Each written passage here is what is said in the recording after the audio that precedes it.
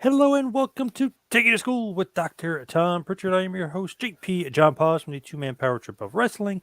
And of course, joining me is the star of the show, the former WWE World Tag Team Champion, 8-time Smoke Mountain Wrestling Tag Team Champion, one of the greatest trainers ever in the history of the business, the Doctor of Desire himself, Dr. Tom Prichard. Dr. Tom, how you doing today, sir? John, I'm doing great today. Do I look a little dark in this picture though? Because it just kind of I made it bigger, and I was looking at this shot, and I'm thinking I kind of dig the ambiance, but I'm not sure if it looks good on your side. Oh, it looks good. I like it. It does. Outstanding. It does That's a look keeper. kind of dark and devious, Good deal. I indeed. like dark and devious, as you Yeah, well know.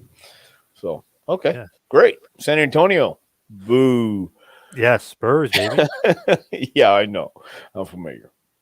So They anyway, just made the playoffs somehow, even though they're 13 games under 500. yeah, they're my least favorite baseball team.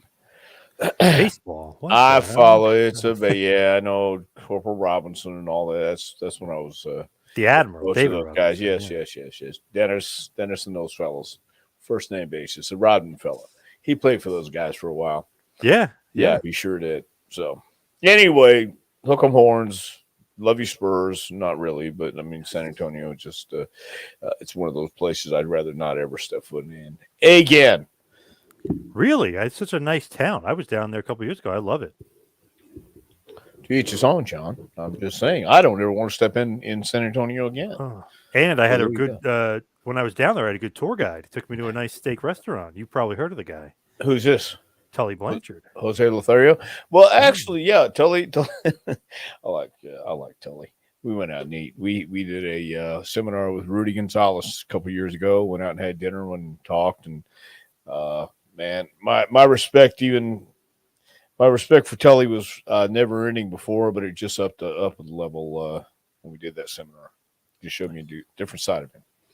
What's up, Fred Palmer? How you doing, Fred? Nice. Fred, how are you? Nice. So that's kind So, of cool. You know what? I got to say that's kind of cool having people be able to talk to us live. yeah, it is kind of a change. I like it. It's cool. Yeah, yeah, interesting.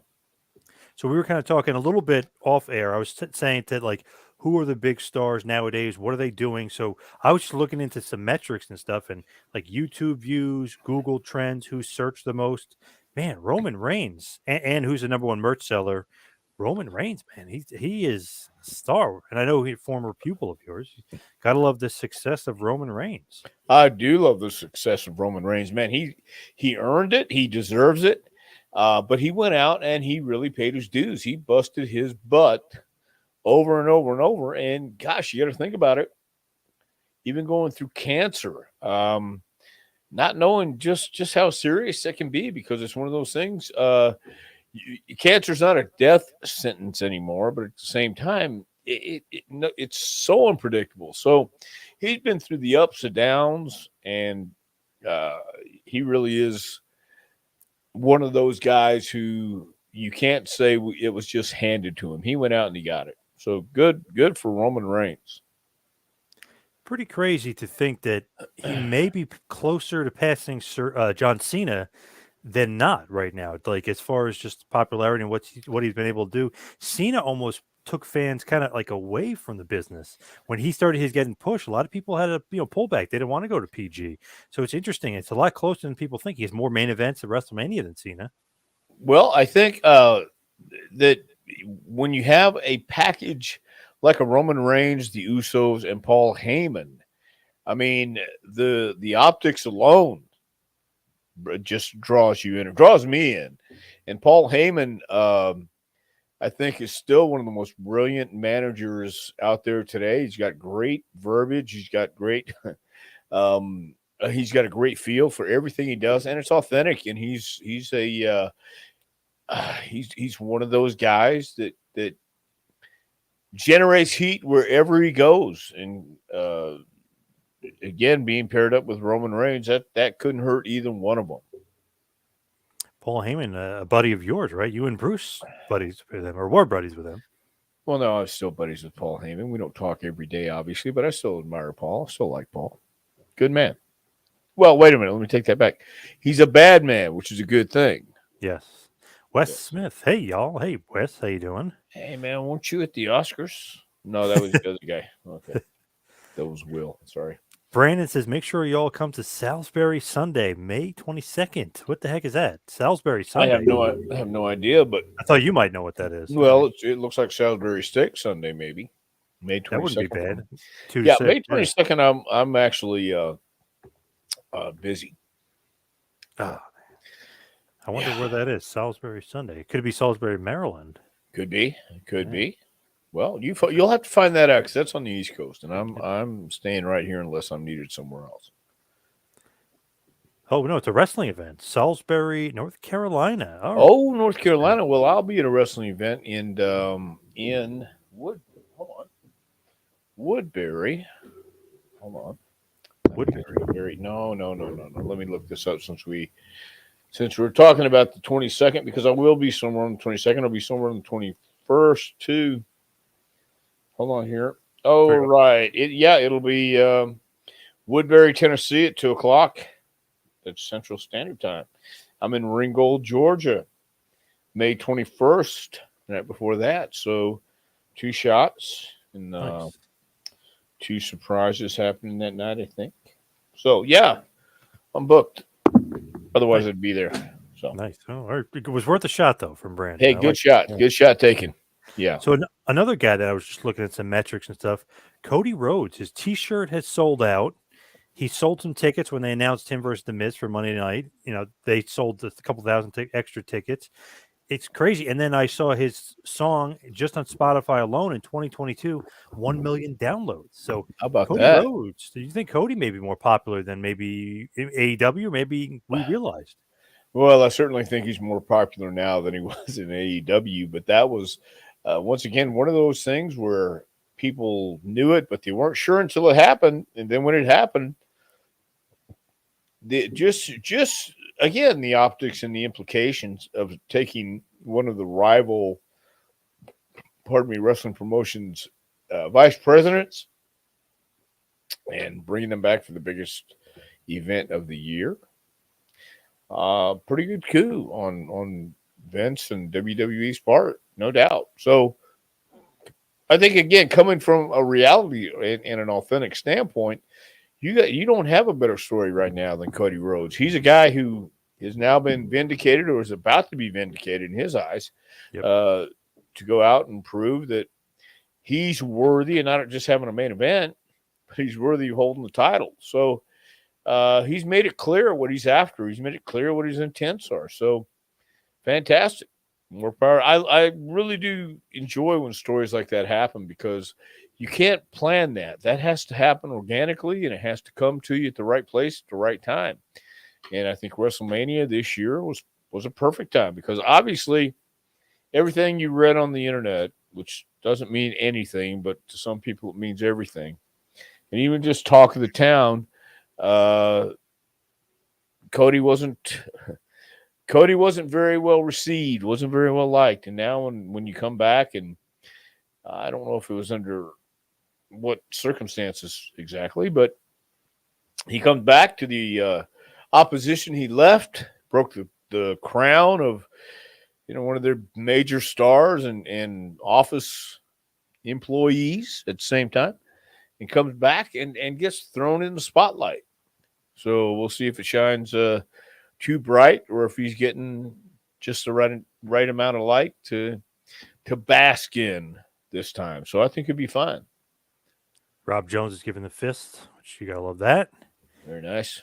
Brandon said, who is capable of beating Roman Reigns? That's a good point. I know The Rock is supposedly coming in. I don't think he'll beat him, but obviously that's a huge, huge, huge WrestleMania main event and a marquee matchup.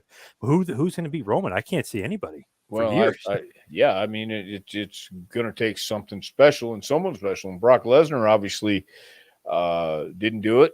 So this sets up next year's WrestleMania, regardless of when they announce it, who they announce it with. I mean, the great thing about it is there's something to talk about now, and there's some real scenarios that could go down between now and WrestleMania, and just wonder how creative and appealing it'll be when it's finally laid out. But it's going to be very cool either way.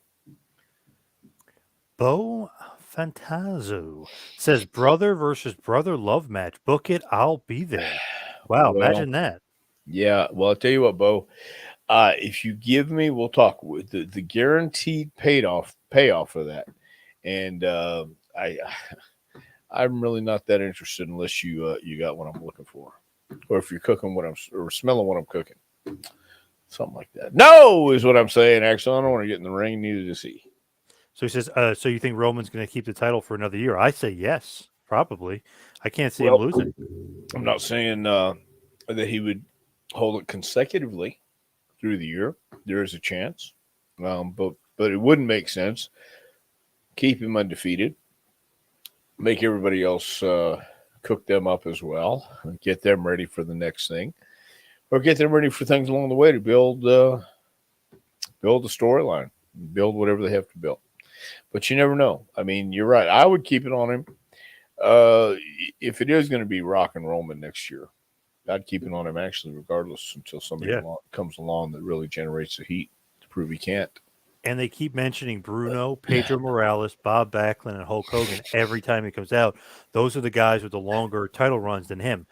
Each guy held it for over 1,000. Bruno, we're looking at 2,000. Obviously, Pedro Morales, I think, was like 1,500. It was a lot. I mean, you Right. were talking about many, many days as champion. And they keep mentioning that. So I feel like that's got to mean something that, like Michael Cole's like beating that into your head. He goes, the next guy is Hulk Hogan on the list to catch. Right. And he's at 1,000. So it's weird that he keeps saying that as long as Roman stays healthy, obviously. Well, that used to be a common thing back then when they would talk about the title reigns and talk about how many days and how long this guy held the championship. Different business, different culture, but I think it's very, very cool because they used to not want to mention WWE, especially didn't want to mention who came before these guys. It was Hogan for a long time. So they weren't bringing up the past and the history, but now it seems to be it's okay to do that. And I'm glad they are because it would behoove a lot of the guys trying to get in the business today, even though, yes, I know what the requirements are. They want athletes and they don't necessarily want you to know anything about wrestling. But Muhammad Ali looked up old boxing moves and had heroes when he came up. So did Tyson. So did a lot of other boxers and football players, baseball players. You study the guys who came before you because you might learn something. So with all these names being mentioned, it might encourage somebody to look up those names and see why they're talking about these guys. And that to me is a huge part of really what's missing today is nobody really cares to investigate the past, not just for the love of the game, but even just to learn, even to study the history and find out why these guys were so over. I do repeat, different culture, different eras, different people. But the recipe is still the same. It's charisma and connection with the fans.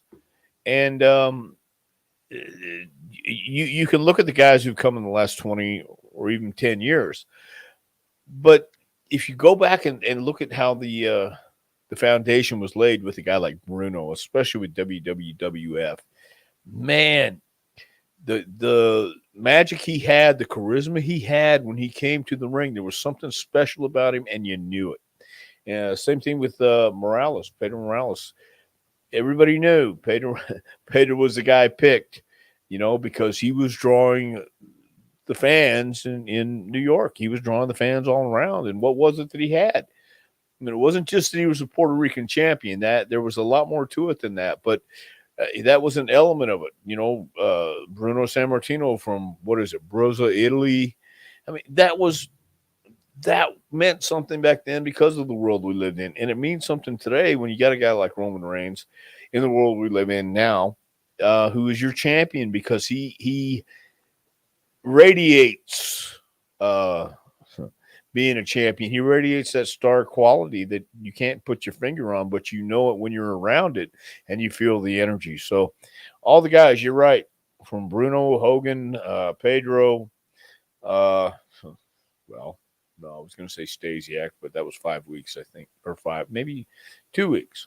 No, yeah, I was going to say, I think it was only like 10 days 2 or weeks, 14 10 days. days, So, yeah. it was a very short run. Yeah, but you know what I mean. It was those special guys that got the title, and now I'm glad they're mentioning those guys in terms of history wise and adding it to the commentary today.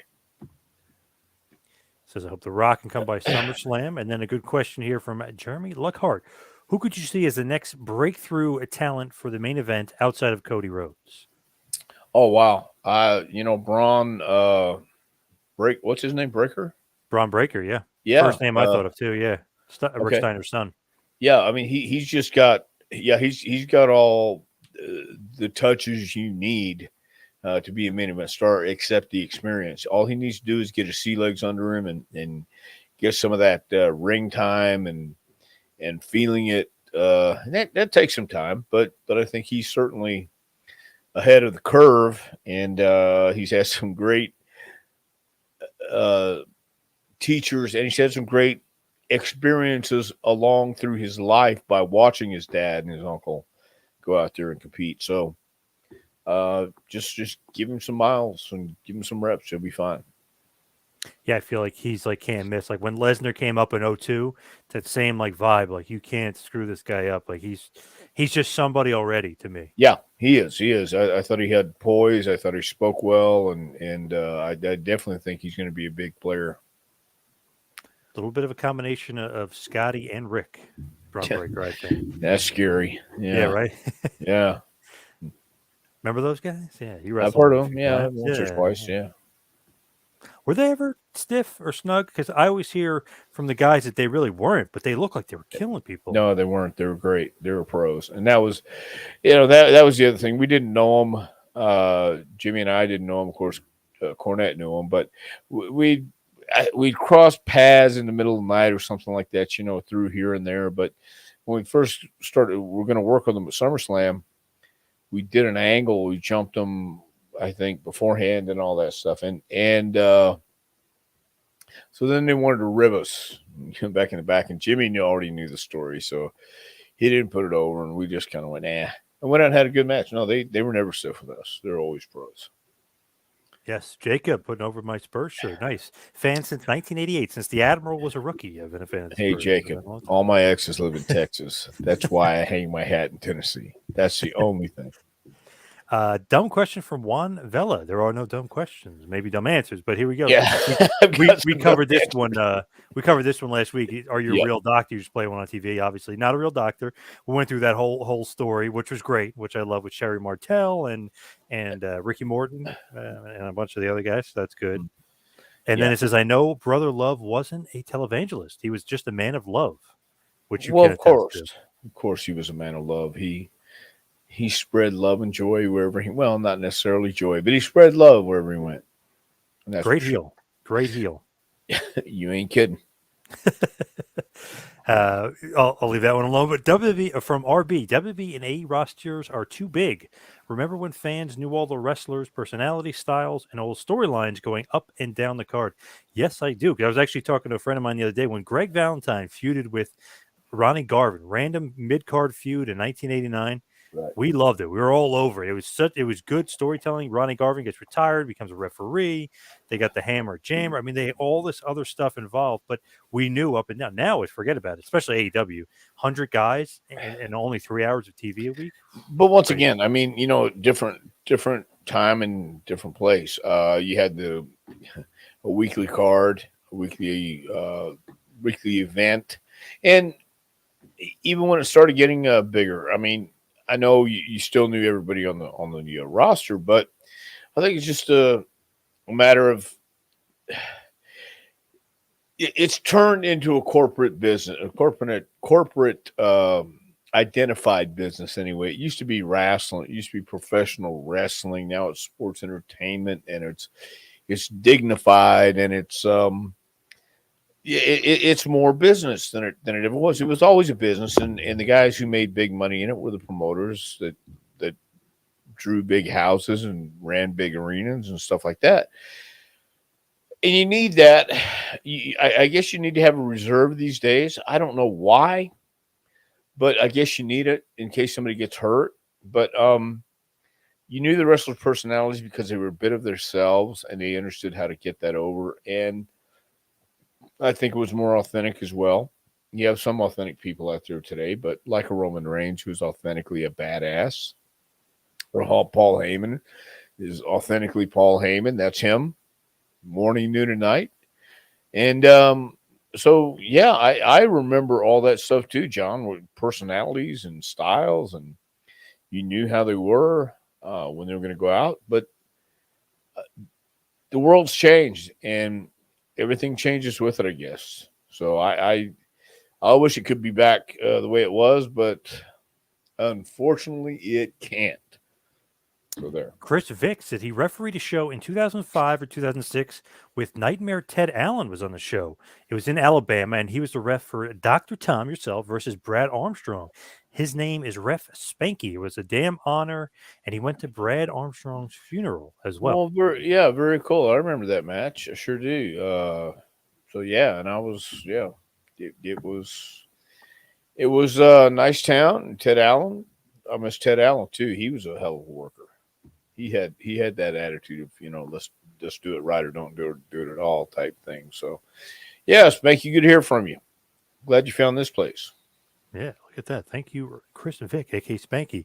From Junior, was Ricky Steamboat the real deal? I have a sneaking suspicion. Yes. Yeah. Ricky was a real deal. That was him, and he was absolutely the real deal. He was sure authentic, definitely.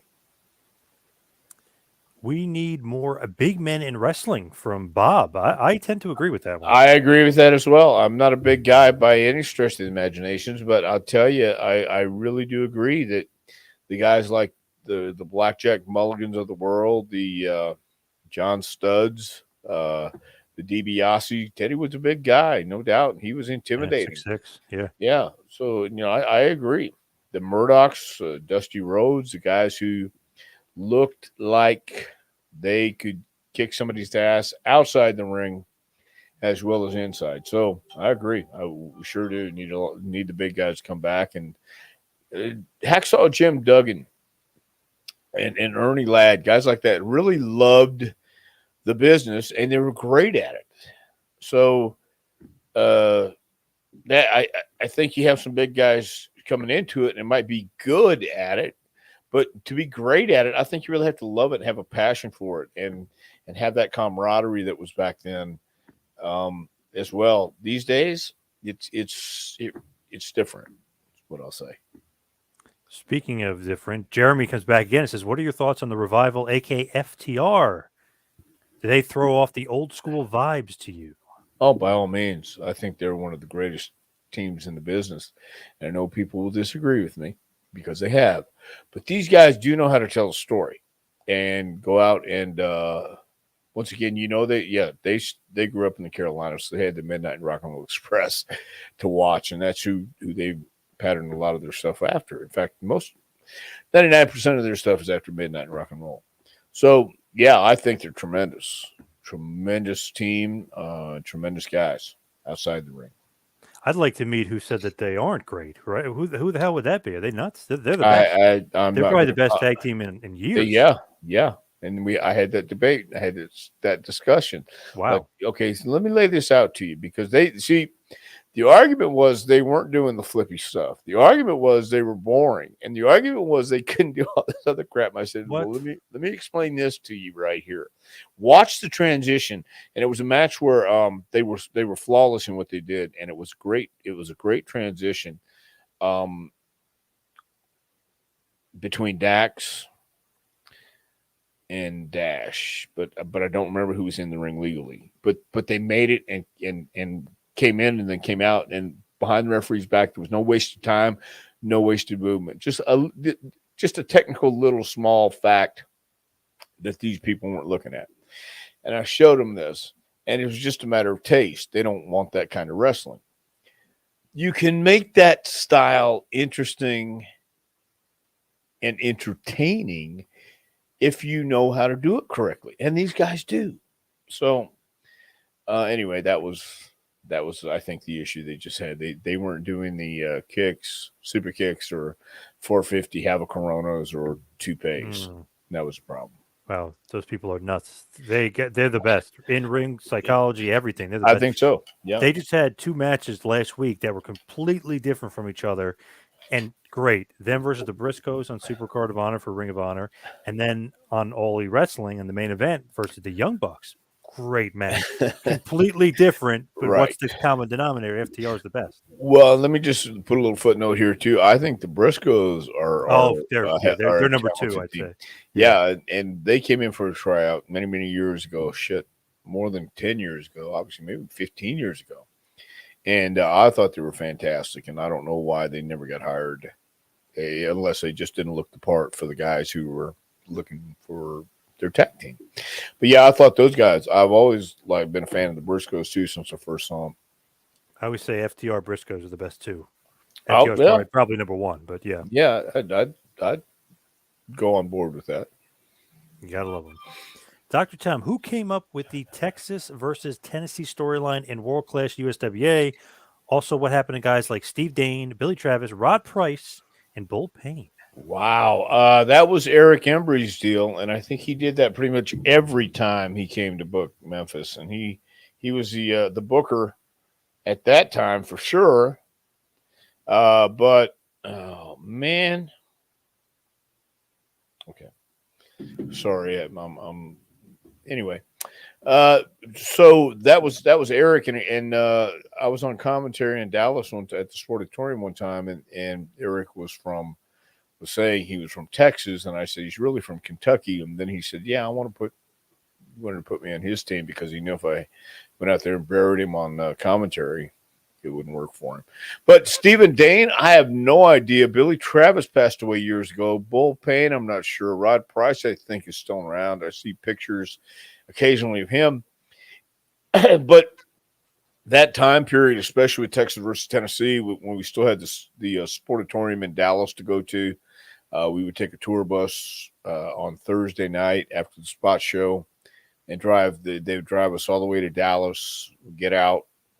The baby faces would go to the gym. The heels would hang out and work that night. Some of us stayed over and worked the weekend in Texas, and everybody else came back. And but yeah, that was a lot of fun, actually. I know you just asked who came up with it, but just to let you know, it was a lot of fun.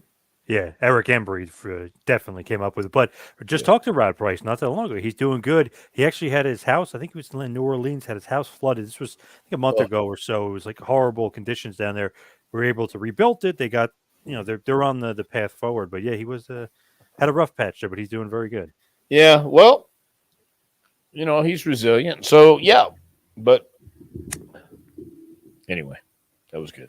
Yeah, good stuff. You know who you mentioned before? You mentioned Stan the Man Stasiak, one of the greatest transitional champions of all time. Just WWF lore. I used to love that. Like Ivan Koloff was awesome. Iron Sheik, Stasiak, like those transitional champs. They're great and definitely kind of missed in really today's era. They don't really do that too much anymore. Maybe Miz a few years ago when he kind of transitioned from one guy to another, but they don't really do that. But I wanted to ask you about his son because you had a hand in training Sean Stasiak. When did you first meet Sean Stasiak? Was it Funkin' Dojo? Yes, it was a funking dojo, and I met Sean. He, gosh, I think I met him at the studio. He needed directions and called me, or I don't remember. I met him the first time was at the studio. He's wearing a do rag and looked great, fantastic, and I thought this guy's going to be a gold mine. He's going to be fantastic. He's going to be great, and he was. He had talent. I think he just needed to be around some good mentors and people who really wanted to help him, and that was, I think, designated to be me at one time, and I did what I could do, but I was falling short myself back then. And Sean went on the road, and it could be daunting sometimes. It could be kind of intimidating, and it can be if you're not used to the wrestling business. And I don't believe Sean was at that time. He grew up in a wrestling family, but his dad was Stan the Man Stasiak, and with that carried a lot of extra baggage. And Sean was a nice enough guy and would come in and really want to be trusting and and trustworthy and all gung ho about learning professional wrestling. And then, you know, sometimes you get on the road and guys start talking to you, or guys start doing whatever was going on back then, and you know, you can get lost. And I think that's what happened. I mean, I think Sean kind of overthought things sometimes, and while he had the talent, a lot of times it's easy to get in over your head and just be lost with everything going on. Stasiak, I thought it was 10, and now only 9 days, says 9 RB. days. And obviously, Ivan Cole is very, very short transitional run to taking it from Bruno and giving it to Pedro Morales. Yeah. Yeah. So, I mean, who did Stasiak beat? Stasiak Pedro beat Morales. No, He- Stasiak take. Okay. And then Bruno beat Stasiak to win it back. And That's then Superstar Billy Graham beat Bruno. Yeah, the Superstar was the first heel WWF champion. Okay, cool. To Yeah. get like a significant run that wasn't a transitional run. Yeah. Right. That wasn't like short and sweet. I mean, 9-10 days is nothing, really, you know. Right. But you know what? It's 9 or 10 days I haven't held it. So. Right. And he lives in lore forever. I mean, you're And it's still like right. Tommy Rich, you know, we Yeah. ribbed Tommy, and all of a sudden, you know, he said, "Yeah, what? It's 5 more days and you held it, ain't it?" And so, yeah, good point. Yeah, so, Yep. Yeah. I'll get back to Stasiak in a second here, but the good question here from Alex: how hard was it to watch your diet and stick to a regular workout routine when you're in the Well, business? if you ever watch me work, it wasn't that hard at all because I didn't have one, and I was working out when I could. I mean, that was on me. So it was, but I've seen guys who do pay the price, and you have to. Bob Holly wouldn't eat airline food at all. Wow.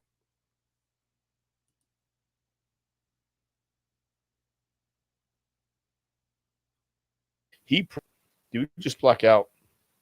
Nope. Good. Okay. The guys who were serious about it, but I would work out when I could and do what I could, but I wasn't, quite honestly, I wasn't that disciplined back then. So You weren't in great shape, you're saying? no, I said Cardio-wise, were you back though? then. Did you say I wasn't in great shape? No, say, were you saying you weren't in great shape? Well, no, I could have been in a lot better shape, and I knew what I had to do. I just wasn't doing it. I should have been, I could have been, but should have, would have, could have never get you anywhere. Except you got me here in Knoxville, Tennessee. Yeah. Look at Bob says they need to bring back the jobbers. You agree with that? Well, I think that might be a little for a 3-hour show.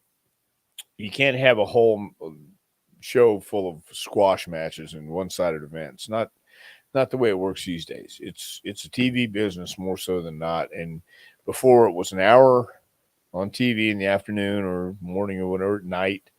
And you could do that because you're building the guys for the main event next week. But this, when you have a major TV contract, you have to give them, obviously, top-notch matches with top-notch stars. People don't want to watch a bunch of has-been, would-be's, never-will-be's, and stuff like that on TV. They want to see stars. So, I mean, there's a place and a time for it, but I don't think we need a lot of squash matches today. He says, did Stasiak die in the ring? Not as far as I know. I thought, didn't he have a heart attack or something? I think Stan had a heart attack in Oregon. Yeah. He was doing some commentary for Don Owen, and when I was there, that's when I really got to know him. I watched him as a kid in Houston, and one of the greatest angles, and it reminded me when Stasiak brought a anatomy chart on the promos and would talk about how he would hit here on the heart, and it would cause the left ventricle to close the blood clot in the left vernum snape, and then the right vernum would react to it. And he would go into this line of words that nobody knew what he was talking about, but it sounded, incredulous anyway. And then he's talking about people wanting to ban the heart punch, and he's on a promo, and Nick Kozak comes out and says that should be banned. That should be banned. And Stasiak hits Kozak in the heart, and then he says, "I do it. I hit above the belt. I hit right here." And he keeps crossing his heart. And Johnny Valentine is slowly waking up, and he goes, "I hit above the belt, right here, and he's pointing to it, and Valentine looks, and then suddenly Valentine delivers the heart punch to Stasiak, and Stasiak sells it, and Johnny goes, it works. So now it's going to be the battle of the master of the heart punch versus Johnny Valentine, who knows how to get it, and he just saw him level him. So simple storylines back then that you could get away with and believe that somebody could hit you there in the heart, and it would, like de-circuit your body, I guess. Ox Baker happened to be in the ring with two guys that died in the dressing room, but they said it was because of the heart punch. Of course, Ray Gunkel died probably because he was eating too much fat. And then Enrique Torres, I think, died after working with Ox. So Ox would always use that on the publicity coming in. She's killed two people, and Stasiak's injured so many wrestlers, put him out of the business and stuff like that. So Stasiak was he had a great reputation as a heel. So Yeah, he was a big guy. So was Sean. Sean was a big dude, muscular. Yes. Seems like that WWE kind of guy that they would love. And obviously, you wrestled him a bunch because we talked about it in the Power Pro episode a few weeks ago. Like, you guys went down there, you would wrestle him, had a little bit of a mini feud. You know what I mean? Like, so they saw a lot of potential in him. Sure, but once again, man, and I say this all the time: what we do in the ring is really that much of what the business is, Right? And the head games and everything else is outside the ring, and we all fall for it at one time or another, and until you have to shake it off and say, wait a minute, hold on here, stop piling this crap on, and let's just get right down to what we really need to get down to. And I think the bottom line is just understanding how to mix through the muck and the mud that you travel down in your career. So you have to enjoy the journey along the way. And sometimes that journey finds you washed up on shore of a deserted island, and you're looking for somebody to be an ally, and there's nobody around, and you're out there fending for yourself. In any kind of corporation, you need allies, and especially in wrestling, and especially up there at that time, you had to have somebody who saw something in you, and sometimes that meant the champion, the agent on call or on duty, or just the boys, looking around and talking and doing whatever they were doing. And I think Sean didn't really want to play that game. So that could have been it. And I know Sean's going to listen to this. I love Sean. I do. But, it is a game. And I hated dealing with it too. But you have to deal with it when you be in this stuff. So. Stan the Man. Perfect tough guy persona. Yes. I'd agree. I would certainly agree. He looked the part. And when you would talk to him as a heel, he could be the part, but he can also know how to be a nice guy. But he came from that time and era where you had to be a tough guy, and the guys were traveling the roads, and they had to have protection from the fans back then. These days, I don't know if there's any real sustained heat, but back then there was, and he was a heel during that time when people were being stabbed and tires flattened and windows broken and stuff like that. So you had to be tough back then. Yep. He definitely was. What is missing from today's wrestling as far as getting heat? Do you think that's missing? It's certainly missing. Too many people's feelings get hurt. You sure as hell can't do today what was done back then. Some of the things that was said, some of the things that was done. Nobody wants to get color anymore because it's barbaric, but it added to the drama.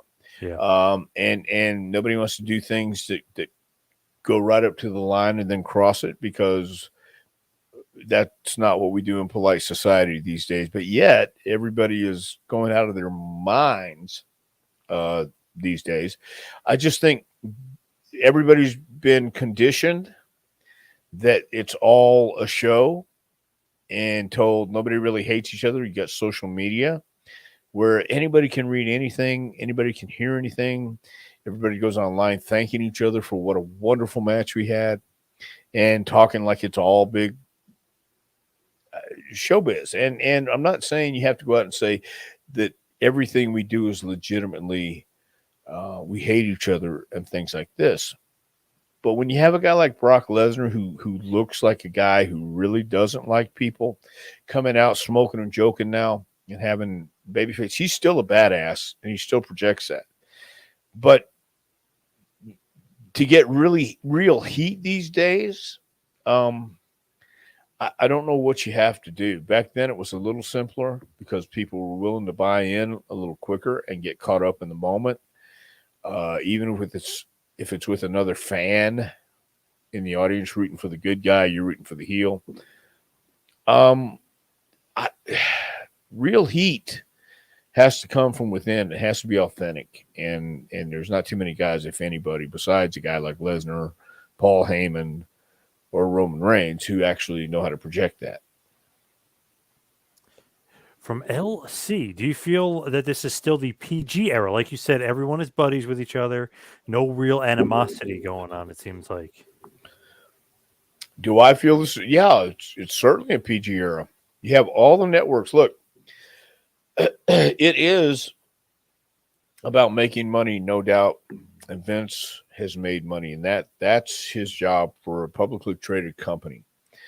And he needs to please everybody, and you have to be careful, and you got to watch what you do and watch what you say. People don't want to see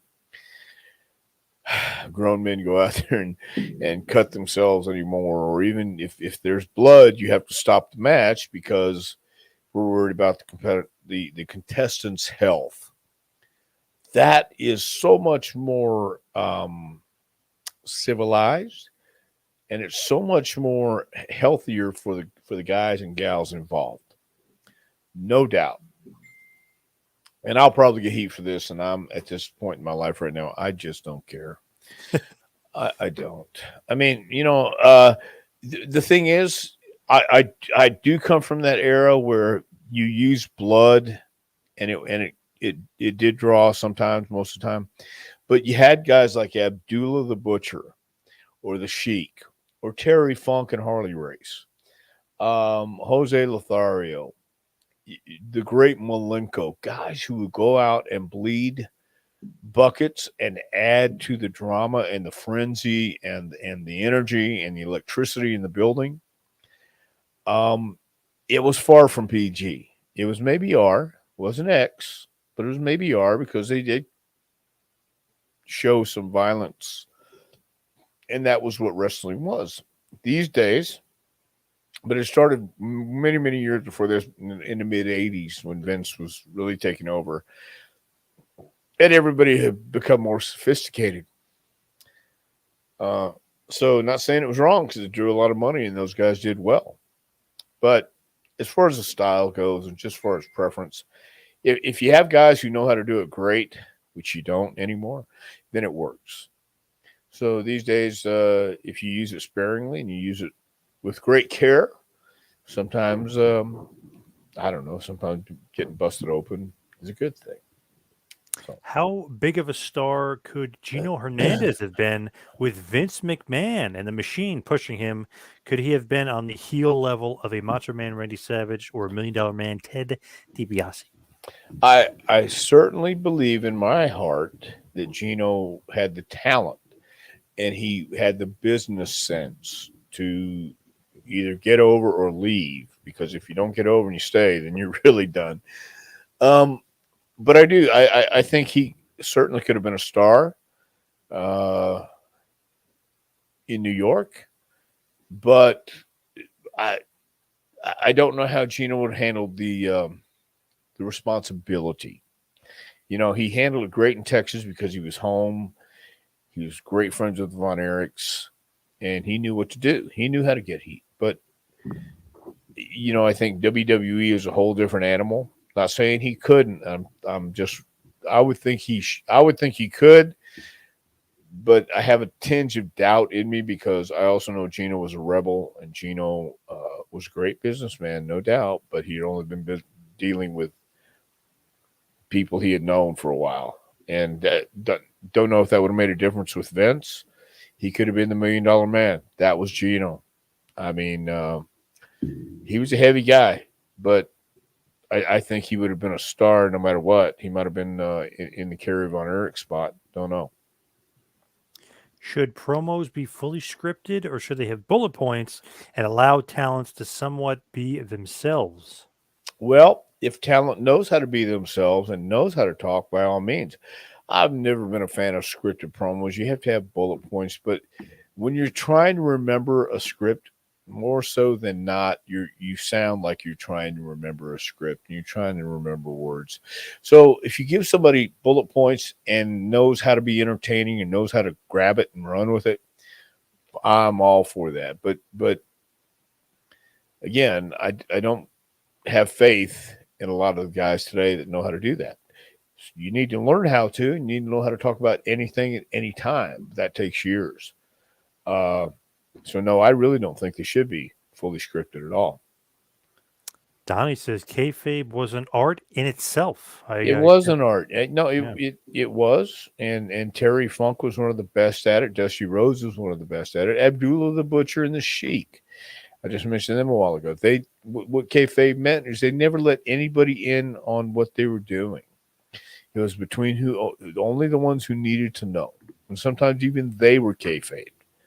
So yeah, I agree. That was an art in itself, and guys took pride in it. Guys respected it, even though it was hokey as hell sometimes. I mean, the guys still respected it, and that to me that was part of the biggest fun you were having. It was a business that kind of like running away, joining the circus. I don't think there's anything wrong with that. But once again, I don't wear a suit and tie every day. I want to run away with the circus. I want to run and have fun and do all these things. Is that a responsible adult? No, I really doubt it. But I'm not gonna sit here and say, man, I regret too much already. I don't. I mean, I regret enough, but I've got to the point in my life where um, some people get it, some people don't. And I'm not worried about those who don't anymore. I'm just worried about the ones who do and want to be around me. And if you don't want to be around me, I am certainly fine with that too. But kayfabe is still an art within itself. I cut promos every day. Yeah, but kayfabe made wrestling fun, but I cut Yeah. promos every day, and I tell our classes every time in the next 4 hours, it's not going to be the same. It's not going to be the same way I teach every class. I'm going to tell you stories. I'm going to scream. I might yell, and I might say some things that are completely not even relevant or worthy of what we're doing at the time. But maybe 2 weeks down the road, you might get the picture. And if you don't, that's okay too, because not everybody's meant for this. And I'm coming from a different place and a different platform. I'm a coach, and I'm trying to get you to understand what wrestling was and why the basics and foundation is so important. You don't have to do it always my way, but you have to have some kind of semblance of what we're doing as far as locking up and doing the simple stuff. You can have your flair on it, your taste on it, your feel for it, but the fundamentals remain the same. An arm bar is still an arm bar. How you do it, the body language you put on it, and the torques and things like that. That's what separates you from the other guys. And kayfabe was so cool when the other guy knew how to sell right, and you know how to apply it right and sell as well. So anyway, and a great example of that is Superstar Billy Graham versus Dusty Rhodes in the Garden, where he wins the match on the count out, and Cody Rhodes is talking about. Yep. We watched that this week.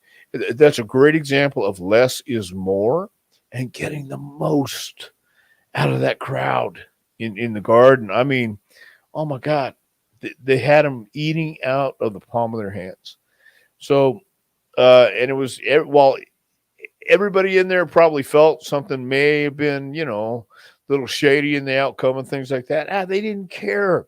The fact that these guys went out and approached it as a big fight, a title fight, and they went in the ring, with the robe and the Superstar with the tie-dye, and the championship and all these elements.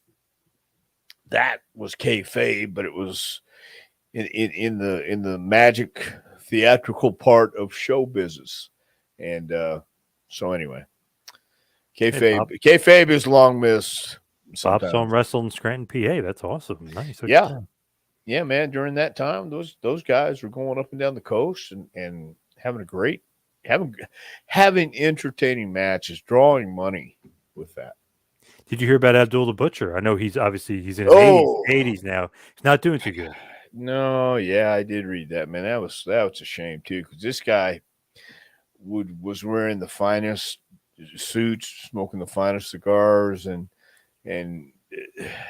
yeah, at one time he was one of the biggest stars in the world and overseas, and had a huge name in the business. And I remember hearing stories about guys like him when I was growing up, and a guy named Whiskers Savage, who was one of the biggest box office draws in Houston in the 40s. Now, let me get this straight.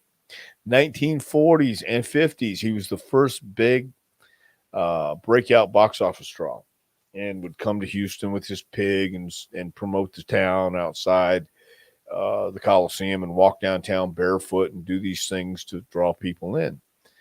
And I hear these stories. I'm thinking, oh my God, that's who in the hell would ever come and watch that guy? And then I got to see my heroes like the Valentines, the Wahoos, the Malenkos.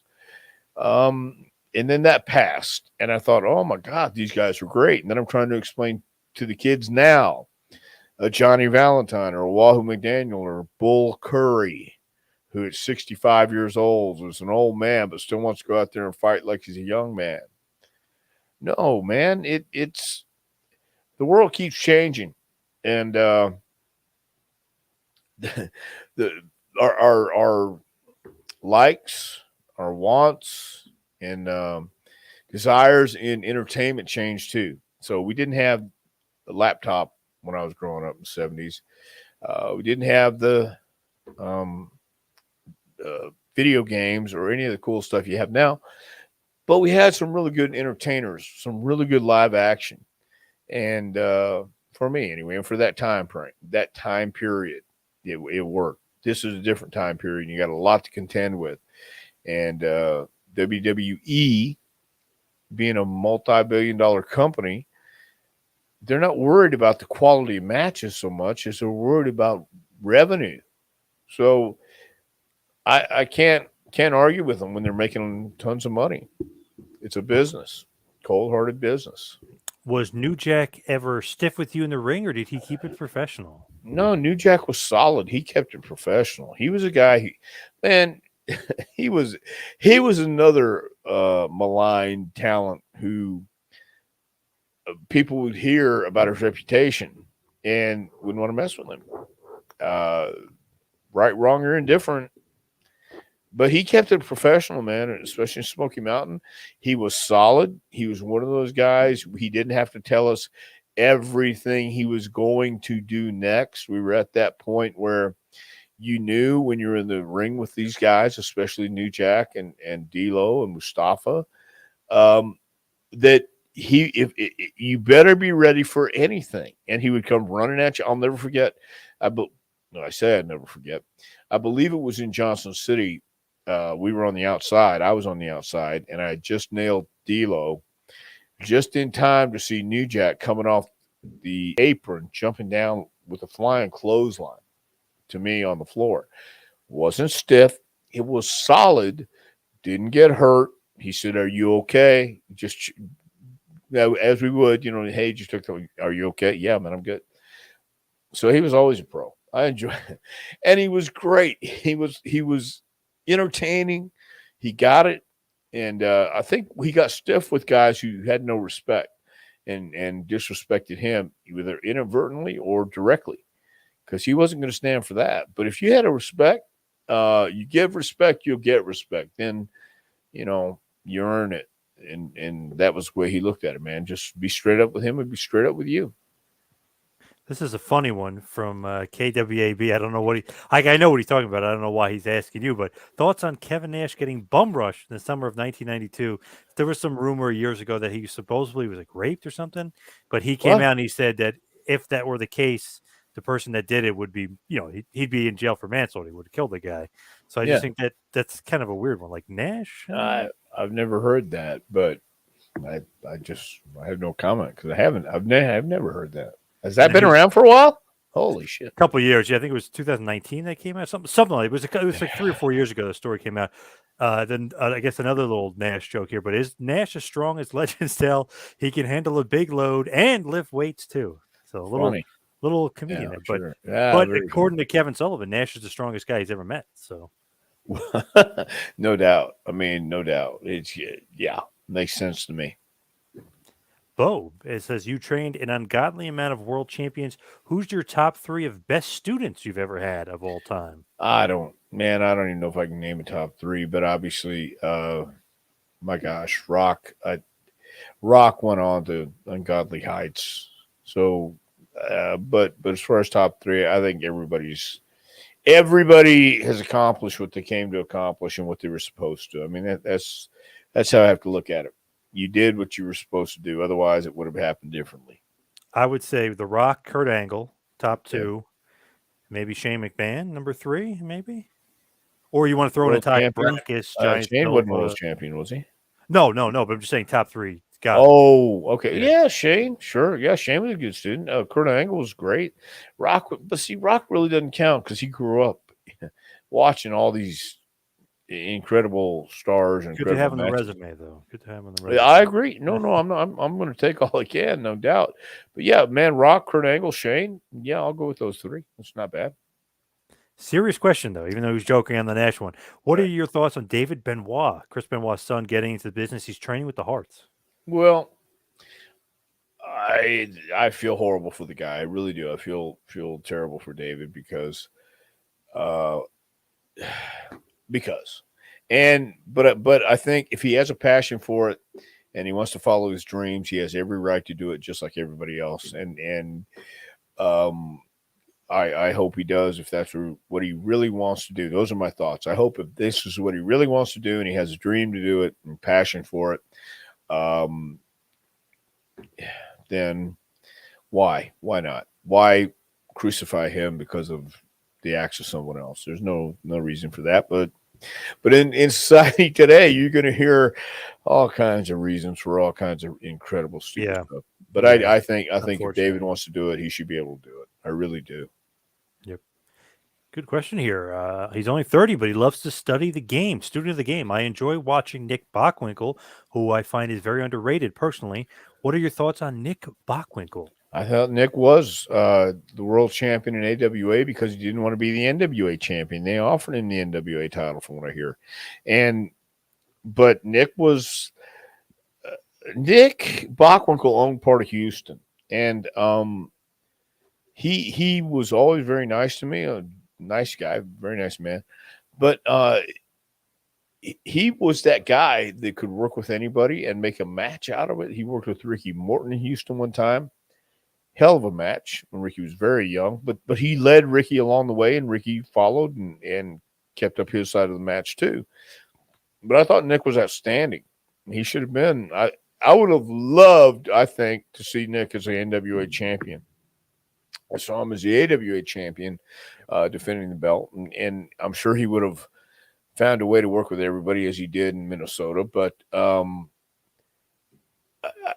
I think being the NWA champion might have added another level to him. And I think he and Lawler, when they worked in Memphis, had some great matches and some great stipulations, getting fined for throwing a punch, $500 a punch, or whatever it was, some kind of crazy amount. And they just, they had a hell of a match each time they went out. So, Yep. Bockwinkel and Heenan were great together. I agree. I do. Yeah, I agree too. Fantastic. Good question here. Speaking of Houston, I guess we'll just wrap it up here. This will be the final question. But Okay. how come Houston and World Class didn't have more of, an alignment, or they didn't really work together? No participation really between Houston and the Dallas office. World Class was so hot at one point, and obviously Houston was making mad money. But what's going on? How come they never teamed up? Morris Siegel, well, they actually did team up. They Oh. were getting their talent from booking in the 60s, 70s. But Morris Siegel had the booking office in Texas when he was promoter, and Paul Bosch was Morris's assistant. After he got in a car wreck, was unable to wrestle again, he worked for Morris in the office. And when Morris Siegel passed away, Fritz just took the booking office to Dallas, from my understanding. And there was, again, this is just hearsay on my part because I don't know for a fact, but apparently there was a rift between the Dallas office and Houston because once Morris Siegel passed away, instead of having the booking office located in Houston where you get a piece of every town, Fritz just pretty much more or less took it and said, we're now booking out of Dallas. And if you guys want to work for me, great. If you want to work for him, you're not working these other towns. So that was, I think, one of the reasons. Then when when the kids were old enough to work, Paul, I think, didn't want to book them for fear of having Fritz come in and have the boys over and take over. That's just speculation on my part. But for a while there, it was Houston relying on the Dallas booking office, and then eventually went to Southwest, and then Bill Watts and WWF, and that was it. Just a final little kind of a comment here, but he was looking at some of your matches. You look like a golden god. Your hair was awesome and kind of a ladies' man. He's saying maybe the golden coif, if you will, the golden god hair. Listen, let me tell you this. I did okay. I did just fine. So it was a lot of fun. I wish it was like that again these days. I'm not saying just for all the debauchery, but I'm saying because the energy, the fun, the whole thing was different. The whole presentation was different, man. We had a blast. Thank you, Bob. And he says, thank you for the great insight. Thank you, Bob. But let's talk about your book, A Pro Wrestling Curriculum, Advice, Suggestions, and Stories to Help the Aspiring Pro get to the next level. Dr. Tom, where can they get this awesome book? They can get that awesome book at jpwrestlingacademy.com. We just started a new 12-week class last week. We're on week 2 starting tomorrow. We're recording on a Sunday. I tell everybody, John. Yeah. But we have everything going for 12 weeks. You can get that book at the website, jpwrestlingacademy.com. I know a couple schools, by the way, that use this book as their curriculum. There's one in New Jersey that you know very well, and one in Florida, the Wrestling Lab, Creative Pro New Jersey, and Wrestle Lab down in Florida. Yeah. We have a curriculum also being used in Malaysia. They sent out the word out and says, "Man, we use your book as our curriculum." Yes. Damn. Yeah. Awesome. True story. Nice. Yep. Nice. Tony says great insight as well, but also want to mention you can follow me on Twitter and Instagram at 2Man Power Trip. Check out the website tmptempire.com. Follow Dr. Tom on Twitter at Dr. Tom Prichard. Dr. Tom also on Pro Wrestling Tees, ProWrestlingTees.com, and so is the great JPWA. They're on Pro Wrestling Tees as well. What else are you up to? Anything else you got going on? Well, I'm going to wait till we get closer, man. But that May 21st and May 22nd shots, both those shots. Oh man, we got some cool stuff coming out of there. You, I think, alone will be amazed, shocked, bewildered, and impressed, all in one.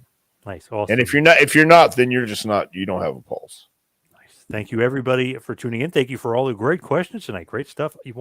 Again, they never disappoint you. Great questions. But thank you, Dr. Tom. Thank you, everybody. We'll see you right back here next week for a little Taking to School with Dr. Tom Prichard.